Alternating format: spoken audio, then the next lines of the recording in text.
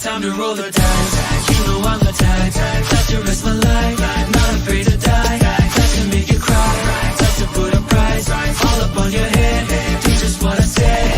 Now I'm straight up feeling, straight up feeling. Yeah, no feeling. Yeah, no feeling. Straight up feeling, straight up feeling. Yeah, no feeling. Yeah, no feeling. Like but I'm telling you. Greetings, friends and family. Welcome to the first part of our Rayquaza saga. Now, I actually might make a little, maybe a miniature crossover series on this channel, explaining what Rayquaza and Ben 10 actually being in the same verse would actually, be doing. Might even throw in a little bit of Eternals in there just to celebrate the movie, You never know. I might do it, I might consider it, and I will explain it as... I really developed the plans and stuff for it, okay? But anyway, today we're talking about if they actually fought each other. A Rayquaza versus the Ben 10. Psych! It's the Rayquaza versus the Ben 10, which I think this was dope. But yeah, let us begin here. And obviously, we got to start off with saying we got to skip some of Ben's aliens. City and country level are not going to cut it here. That is like straight up fodder. That is like Gigalith, Torterra levels of sad here, okay? Like, honestly, some of these aliens just don't belong here in the fight, all right? It's really just... It's really not necessary. Let's go into everything else here. Rayquaza would really one-shot a lot of Ben's aliens here. Even some of Ben's intangible aliens here. Now, you might say legendary, but how is that possible? How will he even touch someone like Ghostfreak or Big Chill or AmpFibian? Or, Ghostfreak can go into a further state of intangibility. All right. Calm down. I see what you guys are saying here. But here's the thing. Really does not matter to someone like Rayquaza here, okay? So let's start out with the fact that, one, this dude has been able to slap around Giratina quite casually, okay? He fought Giratina and made that sucker look easy. You know why? Because he does not care about what the type of attack he does, as long as he touches him. So Giratina can also go into a further state of intangibility, but the fact that Rayquaza was already able to touch an intangible being should say a lot here. They might say, oh, he's not intangible, but you got to remember that Ghost-type Pokemon cannot be affected by physical and sometimes even, energy-wise attacks here. Yet Rayquaza is able to slap the god of Ghost-type Pokemon over here like it was nothing. All right? Let's also go on the fact that Clockwork is pretty much, I hate to say it, but he's really not much of a factor here. So, honestly, Clockwork really is no different. Actually, he is very different because he's inferior. But yeah, Clockwork is inferior to Dialga. I don't really think that needs to be said or portrayed in any type of way here. I just think that, some aliens just slap. Some aliens really just... Sorry, some aliens don't slap. Some aliens really get slapped entirely over here. And the fact that Dialga, pretty much would one-shot Clockwork and beat him in a time manipulation battle, honestly, easily too, is actually just rather disappointing. It actually makes Clockwork look like pretty much like nothing, honestly. So Clockwork is again not really too much of a factor at all in these kind of scenarios here. There's also the fact that someone like Palkia can bend space. And again, this is something Rayquaza has resisted before. He even bend space and time around the life tree with his Hyper Beam. Like, that should be some impressive AP if I have seen any. I mean, just saying. Like, that's some really impressive AP here, considering the fact that being able to bend space around with the move is something that means you're going, like, light speed or at least faster than the speed of light here. Like, for example, Might Guy was bending space just by, running at moderate full speed with the Night Guy. Yeah, not saying that's comparable. I mean, Might Guy is really nothing compared to the Hyper Beam. The Night Guy and the Hyper Beam are just two different tiers altogether. They just, they don't go really hand in hand with each other. But what I'm trying to say here is, being able to bend space with, little less than attack. And this is nothing, no effort for Rayquaza at all here. But yeah. You guys get it. Rayquaza just flat out superior in all aspects compared to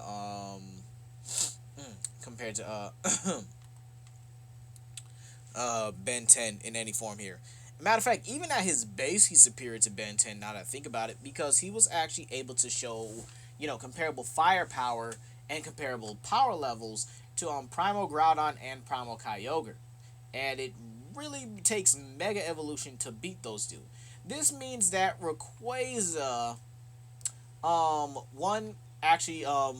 that's basically him just like really just toying with them, or hear me out, he was already stronger than them at base, and the Mega Evolution is just adding insult to injury. Alright? Then we can't forget the Hopa movie, where Hopa summoned Dialga, Palkia, Giratina, Kyurem, Groudon, Primal, and Primal Kyogre. So, yeah, and here's the thing though. Latios and Latias were playing Keep Away. They would blast a Pokemon if they had to, but majority of the time, they were playing Keep Away with Little Hopa and Ash over here, while my boy Rayquaza was 1v6ing these legendaries. Like, this dude was able to hold his own against Palkia, Dialga, and Giratina, back to back to back to like 3 more backs, like it was nothing. Like, I don't think you guys really understand here why that's important here. Giratina is the master of reality in the Pokemon universe, and is pretty much the one who creates universes as well, along with his father, Arceus over here, right? And he actually makes universes basically as an afterlife to Pokemon when they die. Basically, he collects your soul.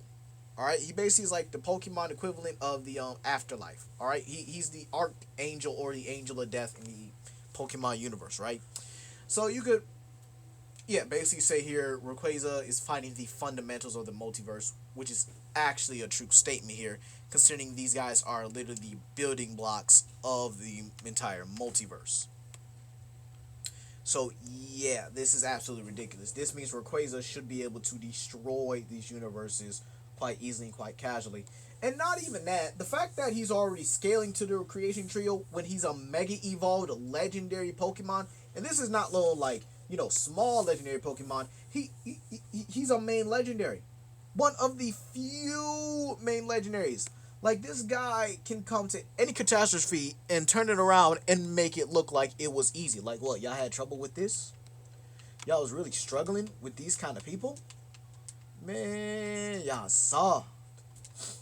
But, yeah, he's, just a whole nother level in general compared to, Ben's aliens, okay? He's just... He's just beyond most of Ben's aliens here. So let's really get into the crux of this video, and this actually might be shorter than I actually intended it to be. And this is Alien X, right? So, Alien X. The pretty much the most powerful alien in Ben's Omnitrix, unless there is another alien in that Omnitrix I'm not aware of. Please let me know down below. But if you guys want to say, well, Kuro made this kind of alien that's more powerful than Alien X, okay, I'll take a look at it. But for right now, we're gonna focus on the ones that are actually been seen in the anime, okay? So yeah, boom. Let's really talk about this here, right? So these aliens are actually capable. These celestial sabers are right capable of blinking away entire galaxies, erasing people from existence, right? So, honestly, nothing really special here, considering this is Dialga, Palkia, and Giratina we're talking about here. Not really much to say, not really much to really brag about. I mean, Ben 10 beat the Galactic Champion. Great. But again, that's not something that Giratina, Dialga, Palkia, or any of the other legendary Pokemon couldn't do, and probably do it better than Ben did. Now you could say, well, he didn't have full control of Alien X over the time, and so maybe they would actually struggle a lot harder. Well, no, because they have full control over their powers and abilities right off the bat, right? They know their versatility, and they each have their own version of cosmic awareness. Like, Rayquaza's cosmic awareness is just as good as any other legendary Pokemon's cosmic awareness. They know when a natural disaster is about to happen. They know when events are about to happen, but they just really don't care about the people because, forget those people. Like, you know what I'm saying? Like, it really don't matter. Them people gonna die sometime anyway. Guess it's gonna have to be today. Like, really. Like, you guys gotta understand that in comics, in the manga, right? Pokemon do not care. Alright? This means Rayquaza will be going for killing blows against Ben. And not saying that's a really big factor, because again, a lot of people tried to kill Ben before. But again, it's on a different level, in a different scale here.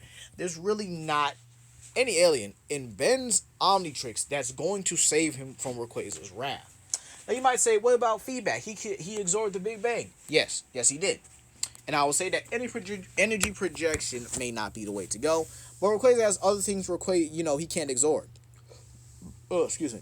Now, I'm not sure if he can absorb, like, cryomancy energy, okay? But Rayquaza can use ice manipulation, okay? He can also use wind manipulation, considering he's the main Pokemon that is pretty much the wind elemental, alright, of his group here. I mean, Groudon's able to use just about almost every fire type and ground type attack here. So I think Rayquaza should also be able to use just about almost every wind type of attack here. He even knows Hurricane, which is a restriction of, wind. The wind's able to restrict you and beat you down at the same time. So again, not really much that feedback can do against that. It's never stated that feedback can actually absorb something like elemental types of energy here, which means there's pretty much a hack he cannot counter. And in battles, it's important to counter not all of your opponent's hacks, but to have enough counter to those hacks to the point where your opponent really can't do really anything against them. And you can't even say, oh, well, what if Ben 10 goes for an erasure type of attack? What if he scans Rayquaza? Okay, let's talk about that. One, Rayquaza's not an alien sort of set here. Rayquaza's actually just a natural force born of a storm. Rayquaza was born out of a storm, and, a storm pretty much colliding with another one, and that's how he was born. Okay? He's not an alien by any means. He's a natural force of nature. Otherwise, here's the thing. Ben would have been able to scan Kevin, and he would have been able to scan Gwen by now. He would have had an Anodite, and would have had an Osmosian. Unless that's an actual, not a real thing. I've seen theories about that where, Kevin's really, where Osmosians aren't even a alien species in general, which is stupid. But again, Omniverse had a lot of stupid moments, so we're not even going to discuss that in general. So yeah, honestly, Ben's outclassed here. This video was actually supposed to take like 22 minutes, but I think I've got it out the way here. I can't really say Alien X is a factor here. He can't erase him because, again, Giratina, Dialga, and Palkia all have erasure level of attacks. Dialga and Palkia were able to erase Darkrai on accident because Darkrai was in the way. So that means they were aiming for each other with that kind of attack here, which actually shows that they're able to show comparable AP, and the fact that these guys are immune to erasure. Alright? Rayquaza's even been able to use Twister to block those kinds of attacks here. So again, it shows that Ben really doesn't have a solid counter for the likes of Rayquaza. Yeah. And I think that's where I'm going to leave it here, guys. Yeah, actually, it didn't take that long to explain this video. I really thought it was going to be something a bit more. But, yeah, Ben doesn't really have any aliens. Well, wait, no, he does, yeah, sorry. He does not have any aliens that can compete here. Heatblast Supernova, that's something, that could wake Rayquaza up if he's trying to nap or something. Clockwork's time manipulation, not really a factor. Alien X, no. Atomics, no. Humongousaur, nope. Yeah, there's really nothing Ben could do here. Alright? Even if we say Rayquaza, you know, what if we gave Rayquaza a human form? Alright, you guys know how I love to do that. We'll give him a human form here. And we'll just say like, oh, look at that. They're, you know, Rayquaza's human. So does that mean, you know, Ben has a much better chance considering they're the same size? No, this actually makes it much worse for Ben here. And here's the reason why.